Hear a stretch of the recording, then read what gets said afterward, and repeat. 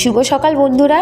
আজকের ভিডিওটা একটু অন্যরকম, কারণ প্রতিদিনই সকালবেলায় আমার সঙ্গে আমার বন্ধুরা দেখা করতে আসে এবং তাদের আমি বিস্কুট দেই। খাওয়ানোর পরে যখন আমি নানা রকম কাজ করায় ব্যস্ত ছিলাম, ঠিক সেই মুহূর্তে চলে আসলো আমার একটা কাকিমা। যে কাকিমাটা আমার রক্তের সম্পর্কর কেউ নয়, কিন্তু উনি আমাকে প্রচণ্ড ভালোবাসে। উনি গেছিলেন তীর্থস্থানে, তো সেখান থেকে প্রসাদ এনে আমাকে দিতে এসছে। তো কাকিমা প্রসাদ খাওয়ালো, আমি কাকিমাকে প্রণাম করলাম। কাকিমা আমাকে অনেক আশীর্বাদ করলো। তারপর আমার সকালে যা যা কাজ ছিল সব কাজগুলো করলাম।